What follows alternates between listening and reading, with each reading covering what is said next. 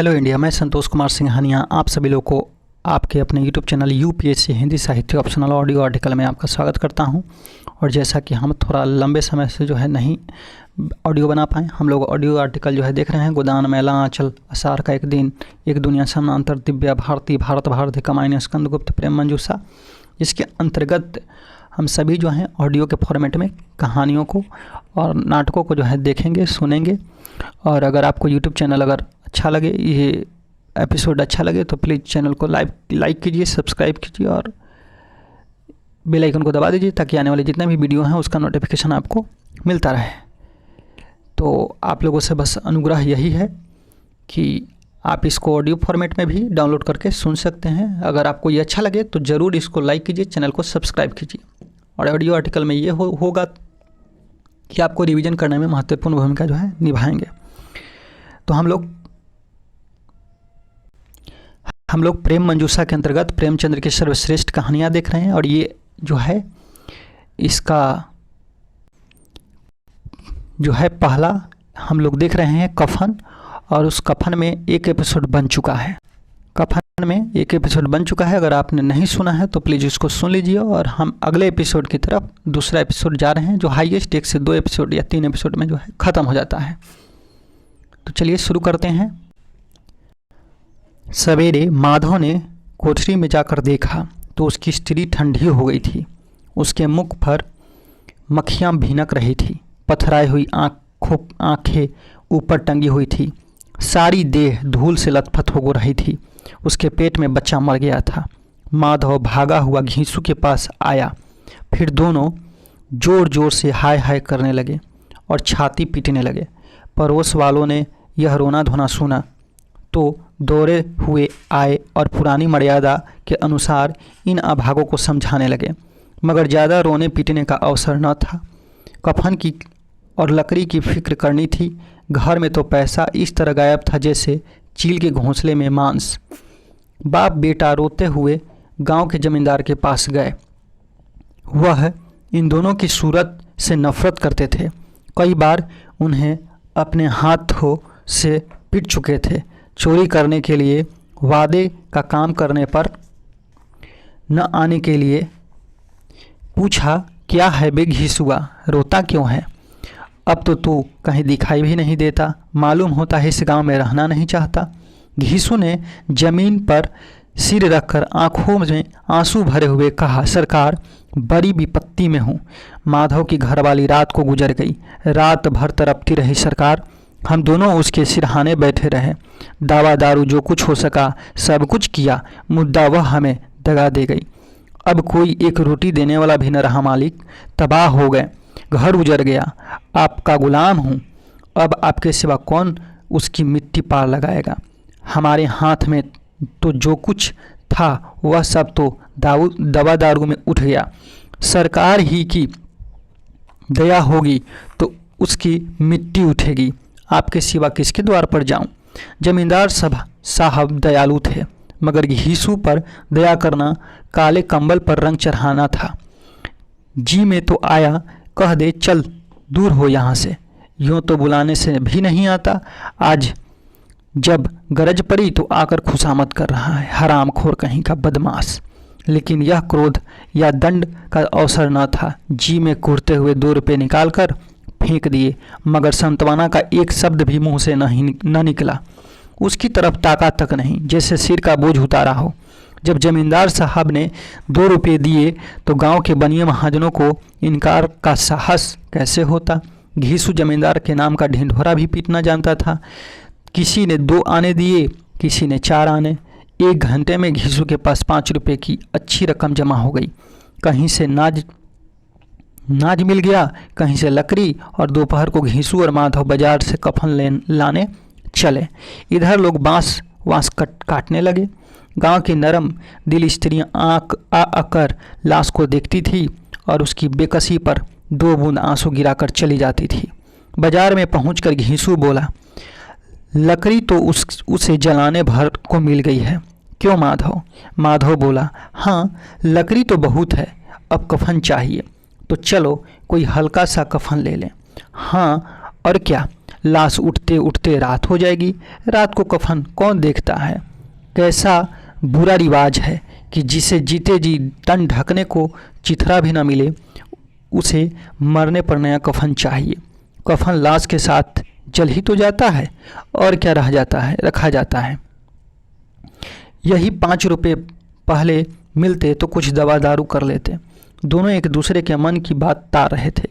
बाजार में इधर उधर घूमते रहे, कभी इस बजाज की दुकान पर गए, कभी उस दुकान पर। तरह तरह के कपड़े, रेशमी और सूती देखे, मगर कुछ जचा नहीं। यहाँ तक कि शाम हो गई। तब दोनों ने न जाने किस दैवी प्रेरणा से एक मधुशाला के सामने आ पहुँचे। जैसे किसी पूर्व निश्चित व्यवस्था से अंदर चले गए। वहाँ जरा देर तक दोनों असमंजस में खड़े रहे। फिर घीसू ने गद्दी के सामने जाकर कहा, साहू जी, एक बोतल हमें भी देना।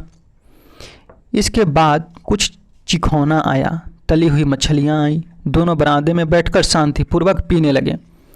कई कुंजियाँ तबातोड़ पीने के बाद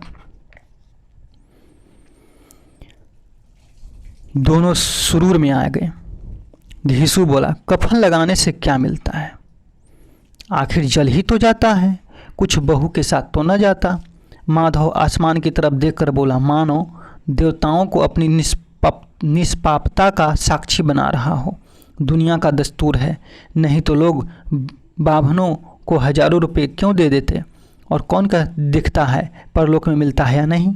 बड़े आदमियों के पास धन है, फूंके, हमारे पास फूंकने को क्या है। लेकिन लोगों को जवाब क्या दोगे? लोग पूछेंगे नहीं कफन कहाँ है। घीसू हंसा, अबे कह देंगे कि रुपए कमर से खिसक गए, बहुत ढूंढा मिले नहीं। लोगों को विश्वास तो ना आएगा, लेकिन फिर वही रुपए देंगे। माधव भी हंसा इन अनपेक्षित सौभाग्य पर। बोला, बड़ी अच्छी थी बेचारी, मरी भी तो खूब खिला पिलाकर, आधी बोतल से ज़्यादा उड़ गई। घीसू ने 2 सेर पुड़ियाँ मंगवाई, चटनी, अचार, कलेजियाँ। शराब खाने के सामने ही दुकान थी। माधव लपक कर 2 पतलों में सारे सामान ले आया। पूरा 1.5 रुपया खर्च हो गया, सिर्फ थोड़े से पैसे बचे रहे। दोनों इस वक्त इस शान से बैठे हुए पुड़ियाँ खा रहे थे जैसे जंगल में कोई शेर अपना शिकार उड़ा रहा हो। न जवाबदेही का खौफ था, न बदनामी की फिक्र। इन भावनाओं को उन्होंने बहुत पहले ही जीत लिया था। घीसू दार्शनिक भाव से बोला, हमारी आत्मा प्रसन्न हो रही है तो क्या उसे पुण्य न होगा? माधव ने श्रद्धा से सिर झुकाकर तस्कीद की, जरूर से जरूर होगा। भगवान तुम अंतर्यामी हो, उसे वैकुंठ ले जाना। हम दोनों हृदय से उसे आशीर्वाद दे रहे हैं। आज तो भोजन मिला, वो अभी कभी उम्र भर न मिला था। एक क्षण के बाद माधव के मन में एक शंका जागी। बोला, क्यों दादा, हम लोग भी तो एक न एक दिन वहाँ जाएंगे ही। घीसू ने इस भोले भाले सवाल का कुछ उत्तर न दिया। वह परलोक की बातें सोचकर इस आनंद में बाधा न डालना चाहता था। जो वहाँ हम लोगों से पूछे कि तुमने हमें कफन क्यों नहीं दिया तो क्या कहेंगे? कहेंगे तुम्हारा सिर। पूछेगी तो ज़रूर, तू कैसे जानता है कि उसे कफन न मिलेगा? तू मुझे ऐसा गधा समझता है?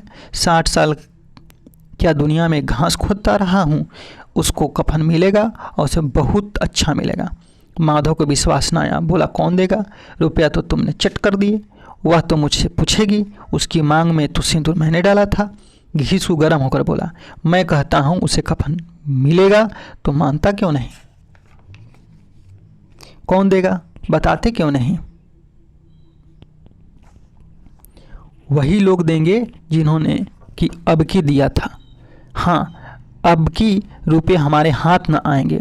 ज्यों-ज्यों अंधेरा बढ़ता था और सितारों की चमक तेज होती थी, मधुशाला की रौनक भी बढ़ती जाती थी।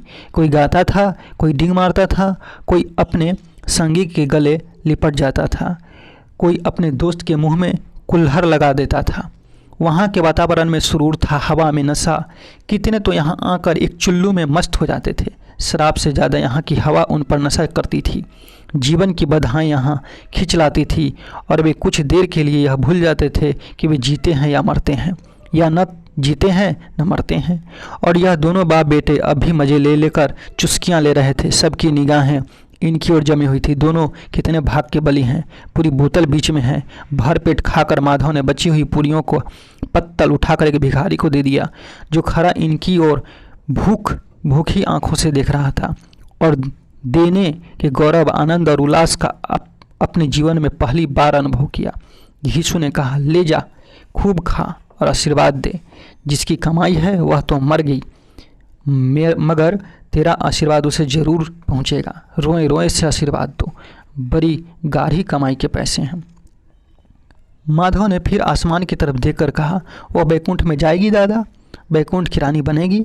घीसू खड़ा हो गया और जैसे उल्लास की लहरों में तैरता हुआ बोला, हाँ बेटा, बैकुंठ में जाएगी। किसी को सताया नहीं, किसी को दबाया नहीं, मरते मरते हमारी ज़िंदगी की सबसे बड़ी लालसा पूरी कर गई।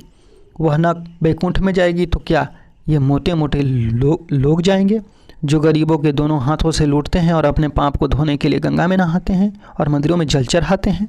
श्रद्धालुता का यह रंग तुरंत ही बदल गया। अस्थिरता नशे की खासियत है। दुख और निराशा का दौरा हुआ। माधव बोला, मगर दादा, बेचारी ने ज़िंदगी में बड़ा दुख भोगा है, कितना दुख कर झेल कर मरी। वह आंखों पर हाथ रख कर रोने लगा, चीखें मार मार कर। घीसू ने समझाया, क्यों रोता है बेटा, खुश हो कि वह माया जाल से मुक्त हो गई, जंजाल से छूट गई। बड़ी भाग्यवान थी जो इतने जल्द माया मोह के बंधन तोड़ दिए। और दोनों खड़े होकर गाने लगे, ठगनी क्यों ना नैका झमकावे ठगनी। पियकरों की आंखें इनकी ओर लगी हुई थी और यह दोनों अपने दिल में मस्त गाए जाते थे। फिर दोनों नाचने लगे, उछले भी, कूदे भी, गिरे भी, मटके भी, भाव भी बताएं, अभिनय भी किए और आखिर नशे में मदमस्त होकर वहीं गिर पड़े। और इस तरह कफन मुंशी प्रेमचंद्र जी के सब सर्वश्रेष्ठ कहानियों में से पहला जो है चैप्टर समाप्त होता है। अगर आपको अपना ये जो है यूट्यूब चैनल पर आपको अच्छा लगे, ये वीडियो ऑडियो आर्टिकल फॉर्मेट में है, अगर आप चाहें तो इसको ऑडियो आर्टिकल में डाउनलोड करके सुन सकते हैं, जिससे आपको रिवीजन करने में महत्वपूर्ण भूमिका जो है निभाएगी। तो बहुत कम समय में छोटे छोटे एपिसोड में हम इसको सुनेंगे, देखेंगे। तो चलिए, आज के लिए बहुत बहुत धन्यवाद। अगर आपको ये अच्छा लगे तो ज़रूर चैनल को सब्सक्राइब कीजिए, लाइक कीजिए वीडियो को और शेयर कीजिए।